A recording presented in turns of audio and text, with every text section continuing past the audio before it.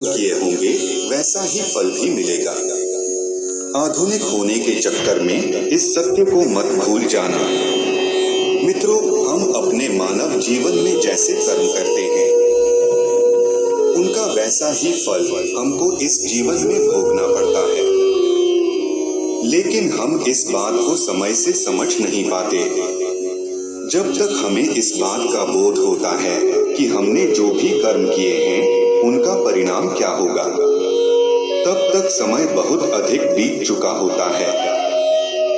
आइए आज हम जानते हैं कि यह कर्म कितनी प्रकार के होते हैं। वीडियो शुरू करने से पहले हम बताना चाहते हैं कि आप हमारे चैनल पे नए हो तो लाइक, कमेंट और सब्सक्राइब जरूर करें। आपके एक लाइक से ही हम मोटिवेट होते हैं और हमें प्रेरणा मिलती है। हमारे भारत में कई महापुरुषों ने कर्म के विषय में कई शोध किए हैं। हमारे पुरातन धर्म शास्त्रों में भी कर्म फल का बड़ा ही विस्तृत वर्णन किया गया है। उनके अध्ययन के अनुसार यह कर्म 3 प्रकार के होते हैं। पहला है क्रियमाण कर्म, जो कर्म सुबह उठने से लेकर दिन भर कुछ भी क्रियाकलाप या कर्म किए जाते हैं उन्हें क्रियमाण कर्म कहा जाता है, क्योंकि इन कर्मों के करने से मानव जीवन गतिमान रहता है। क्योंकि मुर्दा या निर्जीव वस्तुएं कर्म करने में समर्थ नहीं हो सकती। नित्य प्रति कर्म करना हर जीव का कर्तव्य है।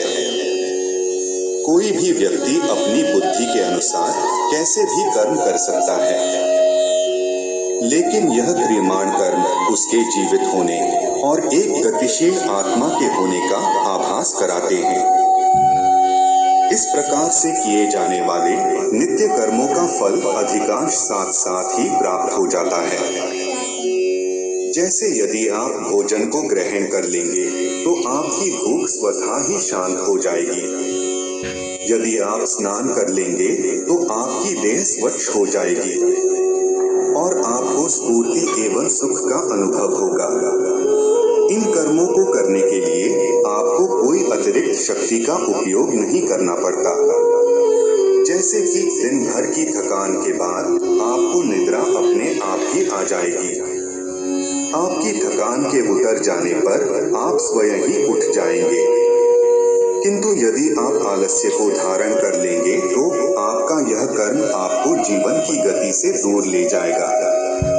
आपको इसके दुष्परिणाम भी भुगतने पड़ेंगे। इस प्रकार से किए जाने वाले कर्म क्रियमाण कर्म कहलाते हैं। दूसरा कर्म है संचित कर्म। यह बात तो निश्चित हो चुकी है कि आपको कर्म तो करने ही पड़ेंगे। कुछ ऐसे कर्म भी होते हैं जो कि हम करते तो हैं, लेकिन हमें उस समय यह ज्ञात नहीं हो पाता कि इन कर्मों का परिणाम क्या होगा। इस प्रकार से हम कुछ ऐसे कर्म भी करते हैं जो हमारी दृष्टि से बिल्कुल सही एवं सटीक होते हैं, किंतु प्रकृति, समाज एवं अन्य प्राणियों के दृष्टिकोण से उचित नहीं होते। हम यह अक्सर यह सोचते रहते हैं कि हमने जो भी किया उसका हमें अच्छा ही परिणाम मिलेगा, लेकिन कई बार ऐसा नहीं होता और हमें अपनी कर्म करने की सोच में परिवर्तन लाना ही पड़ता है। इस प्रकार से कर्म करते हुए कुछ ऐसे कर्म भी होते हैं जो कि हमारे चित्त की अंतर्दशा में जाकर एकत्र हो जाते हैं। साथ ही उन कर्मों का फल भी चित्त में ही विद्यमान हो जाता है।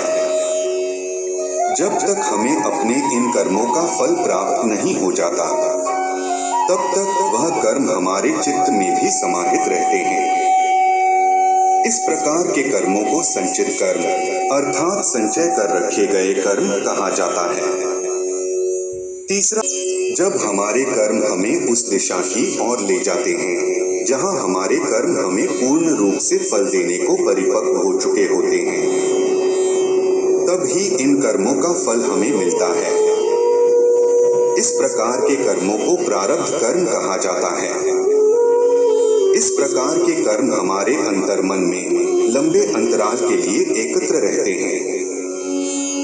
यह कर्म कई दिन, कई माह, कई वर्षों तक अर्थात 15 साल, 30 साल, 50 साल, 100 साल या कई जन्मों, जब तक एक देह में एक आत्मा का वास है, तब तक भी हमारे भीतर ही विद्यमान रह सकते हैं। इन कर्मों में अच्छे एवं बुरे दोनों ही प्रकार के कर्मों का समूह होता है। जिस प्रकार से हम अपने दैनिक जीवन में एक ही दिन में कई प्रकार के कर्म कर लेते हैं, जिनमें से कुछ कर्म हमारे संचित कर्मों में समाहित होकर अनंत काल के लिए विलीन हो जाते हैं। इस प्रकार से किए गए कर्मों का एक बड़ा भाग लाखों की संख्या में संचित कर्मों के एक विशाल समूह का रूप धारण कर लेता है। इस तरह से यदि हम विचार करें तो पाएंगे कि हम अपने एक मानव जीवन में लाखों संचित कर्मों को एकत्रित कर लेते हैं। यदि इनमें सम्मिलित कर लें तो हमें ज्ञात होगा कि ऐसे बहुत सारे अनगिनत कर्म अभी बाकी हैं, जिनको भोगना अभी शेष है, ताकि उनका कर्म फल हमें प्राप्त हो सके। हमारे शास्त्रों में एक प्रकार के ज्ञान योग का भी वर्णन किया गया है।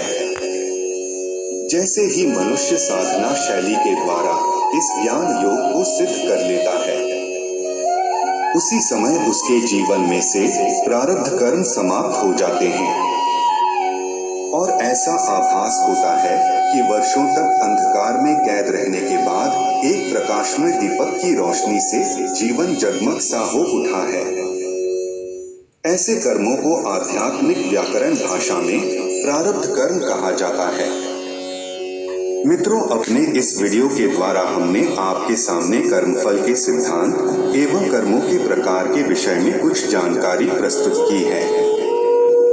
भगवान श्री कृष्ण जी ने भी श्रीमद् भागवत गीता में कहा है कि कर्मण्येवाधिकारस्ते मा फलेषु कदाचन माँ कर्मफल है दुर्भूर्मा ते संगोस्त्व कर्मणि। अर्थात हे मनुष्य, तू फल की चिंता कर्म बिना किए जा, तुझे तेरे किए हुए कर्मों का फल अवश्य ही प्राप्त होगा। यदि आप भी इस विषय में अपने विचार देना चाहते हैं तो कमेंट बॉक्स में अवश्य लिखें।